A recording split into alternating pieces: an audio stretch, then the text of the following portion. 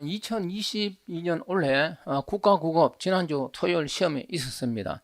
그 해설 및 분석을 하는데 컴퓨터 일반은 하였고 지금 정보보호론 하려고 합니다. 그래서 혹시 이거 듣는 사람 있으면은 이거 전에 제가 여기 컴퓨터 일반 하면서 이 설명하였으니까 간단하게 짧게 하였으니까 이거 먼저 보시고 이거 듣기 바랍니다.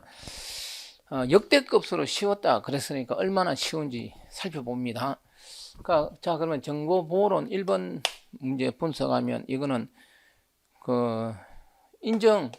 우리가 정보보호론에서 가장 많이 나오는 단어가 바로 인정입니다. 왜냐하면 우리 비대면에서 하니까. 그래서 제가 이론교재 1페이지 가장 앞에 넣어놓은 게 바로 이 내용이죠. 그래서 이 틀린 사람 없을 것입니다.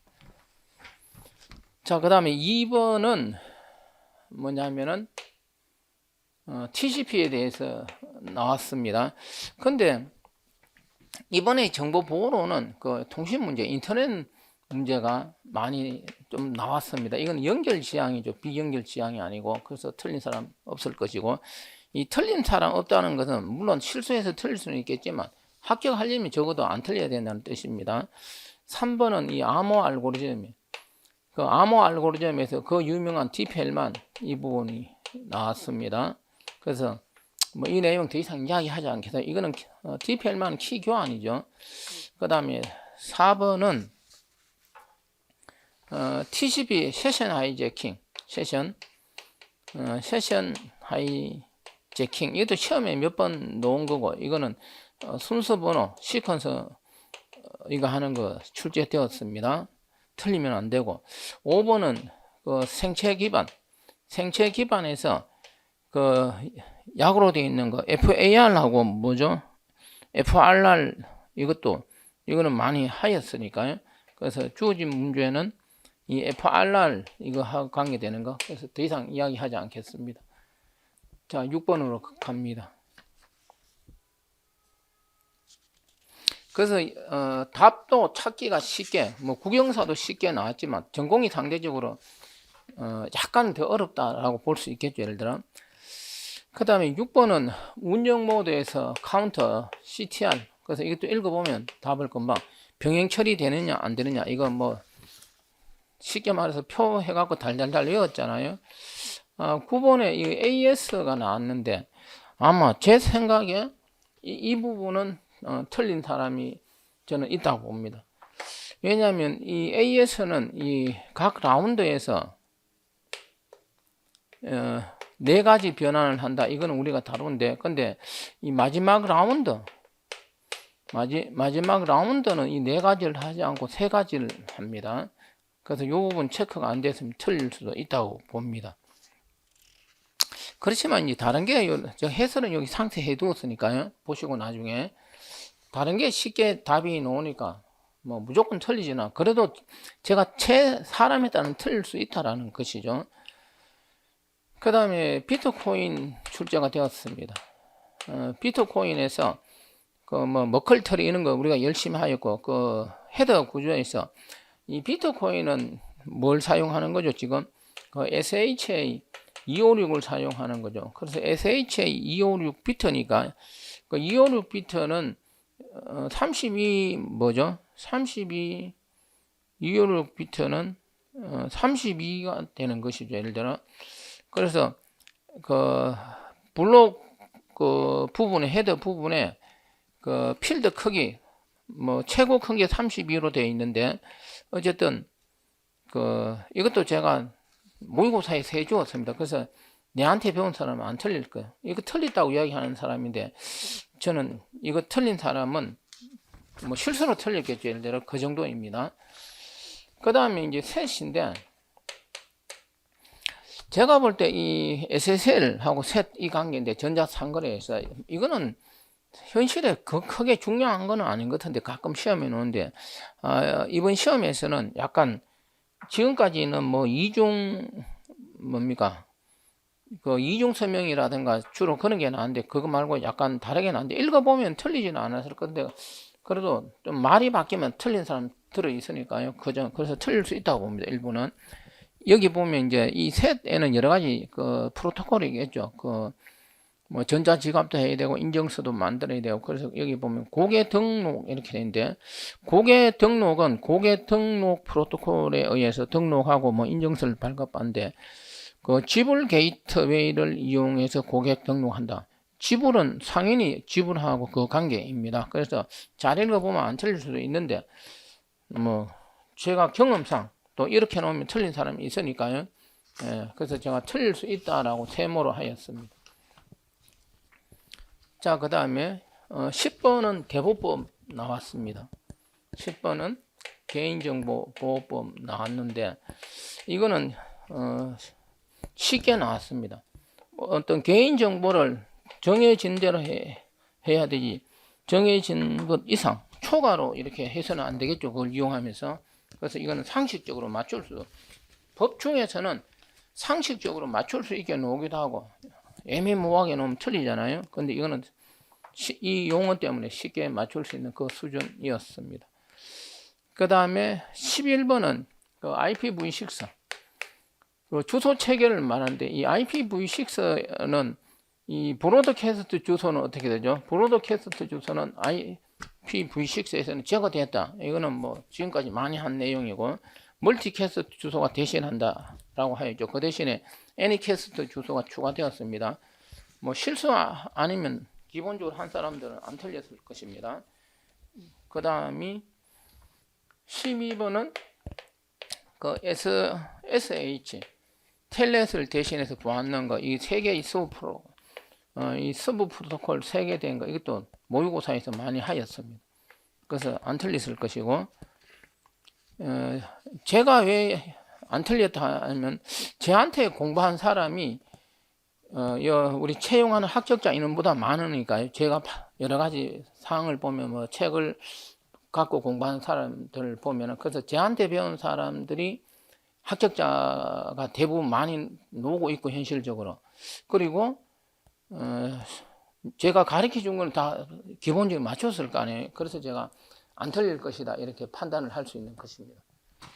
자, 그 다음에 13번은 뭐죠? 이 13번은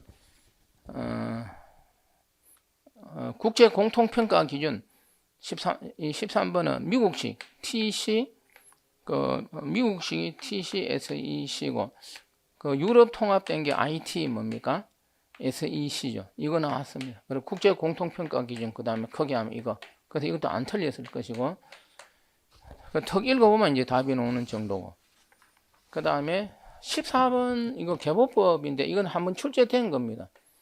그래서 이 개인 정보 처리 그 방침에서 공개해야 되는 거죠. 근데 비공개 이건 한번 출제돼서 안 틀렸을 것이고, 역시 법이지만 이것처럼 이것도 상식적으로 맞출 수 있는 수준으로 14번이 출제가 되었습니다. 자, 그 다음 문제. 그 다음 문제는 ISO IEC 27001.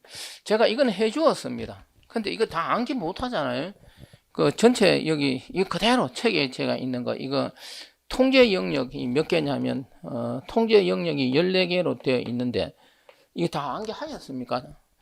공부했지만 틀렸다고 봅니다. 그래서 이거 그 통제 영역에 뭐 정보보호 정책, 정보보호 조직, 인적 자원 보안, 자원 관리, 접근 통제인데, 그런데 이 15번을 보면은 요 항목이 1, 2, 3, 4가 말이죠. 그 1번은 정보보호 조직이고, 2번은 IT 재복구예요.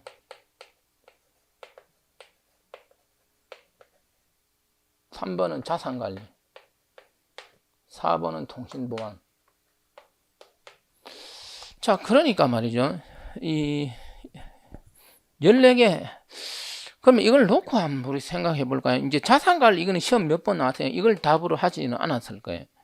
그러면 1번도 이게 정보 보호하는 거니까 조직, 이것도 안 했을 것 같아요. 그래서 틀린 사람들은 2번이냐 4번이냐 이거 놓고 고민하다가 자칫 틀릴 수 있다고 봅니다.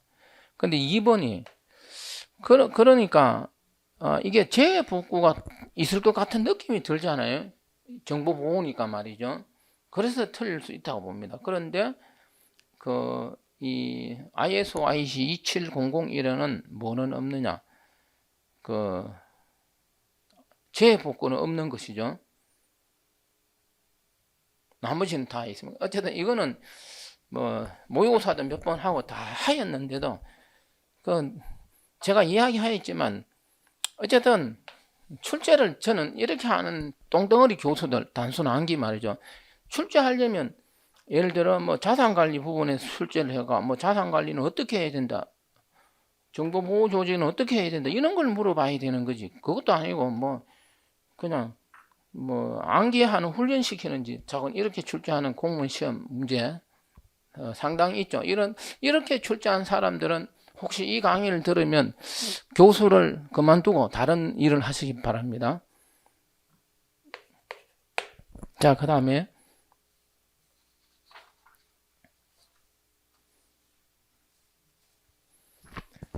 자, 그 다음에 16번은 접근제어 나오는데 이 비바 모델. 이 비바 모델은 강제적 접근제어 모델의 하나라는 거. BLP, 비바, 클락 윌슨 맨날 떠드는 거니까 안 틀렸을 것이고, 그 다음 17번은 운영체제에서 파일 관리가 나왔는데, 우리가 운영체제에서 이 파일을 관리한다는 것은 크게 세 가지가 있죠. 파일 생성하고 삭제한다든지 또 디렉터리 생성 삭제, 이런 게 파일 관리죠.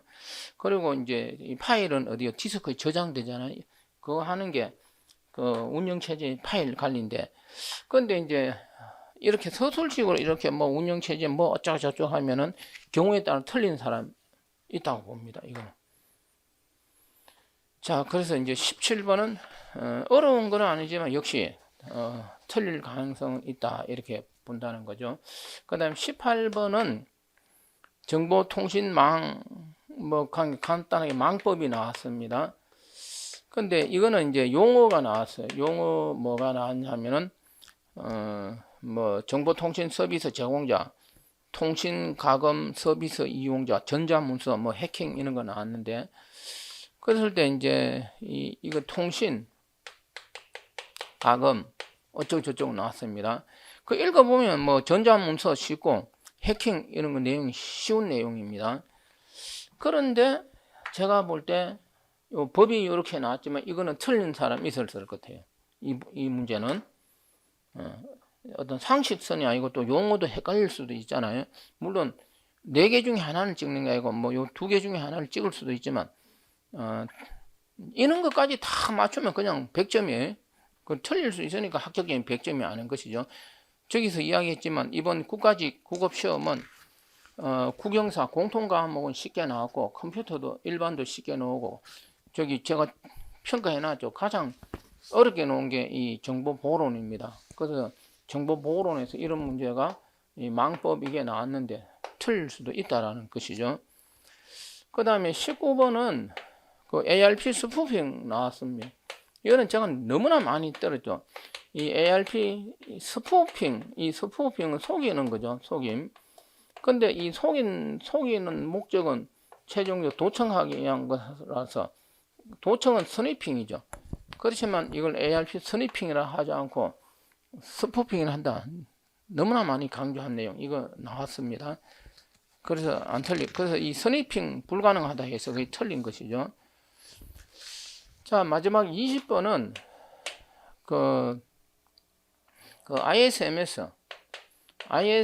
ISMSP에서 심사원하고 관계되는. 자, 이것도 제가 이제 모의고사에서 다뤄주었습니다. 그런데 심사원 이 자격 있죠. 자격 기준 다 암기해야 되는 거예요. 예를 들어 여러분들이 정보처리 기사 자격증 갖고 있죠. 여러분들 정보처리 기사 자격 기준 다 알고 있습니까? 여러분들이 자격증 취득했지만 법에서 정해 놓은 정보처리 기사 자격증 기준이 있겠죠. 암기 못하죠. 저도 자격증이 많지만 자격증 기준 하나도 암기를 못해요. 또 예를 들어 저도 운전사 자격증도 있지만 몰라. 그럼 운전 잘하고 다닙니다. 그런 것처럼 법에서 이야기하는 온갖 수도 없는 어떤 자격증, 그는 기준을 다 안개한다는 것은 현실적으로 불가능하겠죠. 자기가 갖고 있어도. 마찬가지로 이 ISMSP 심사한 뭐 자격 기준 이런 걸 놓으니까 설명은 하였습니다. 그렇지만 이렇게 놓으면 이건 어떻게 되죠? 세부적으로 놓으면 헷갈려서 100% 달달달 암기하지 않고는 맞출 수가 없는 것입니다. 해서 20번도 상당수 틀렸다. 저는 그렇게 봅니다. 자, 그래서 이 정보보호론을 평가해 보면 제가 여기 삼각형 해놓은 게 1개, 2개, 3개, 4개, 5, 6개예요. 그러니까 개인에 따라서 물론 다른 것도 틀릴 수도 있겠지만 틀릴 가능성이 높은 게 이 6개였다는 거죠. 그러면 6개가 6개 틀리면 이 100점에서 몇 점이죠? 6개는 70점이죠. 근데 6개 다 틀리지는 않잖아요. 그래서 제가 볼 때 한 정보보호로는 학적 좀 그게 되기 위해서는 80점 정도는 받아야 될 것 같습니다. 자, 그래서 이제 이번 2022년도 국가직 국어를 총 평가해 보면은 공통 과목인 어떻게 되죠? 국영사가 전공 2개에 비해서는 상대적으로 쉬웠습니다. 그래서 제가 뭐 합격점은 아까 앞에서 이야기하였으니까 참고하시고 제가 이제 추가로 마지막으로 하고 싶은 이야기는 이거입니다. 7급을 보지 못하는 상황에 있는 사람이죠. 자격증 때문에. 그런 분은 제가 어쩔 수 없고 7급을 볼 수 있는 사람은 요즘은 7급 채용 인원이 많아졌습니다. 그래서 7급에 도전하라가 제가 이제 전산직 지금까지 오랫동안 강의하면서 제가 이야기하는 건데, 그래서 제 말을 듣고 이제 7급을 도전하는 사람이 상당히 늘었습니다. 7급을 준비하면은 9급은 그냥 접수된다 이거죠. 예를 들어 여기서 아까 컴퓨터 일반도 보면 합격을 당락할 수 있는 문제가 주로 7급에서 나오는 문제들이 상당수 있습니다.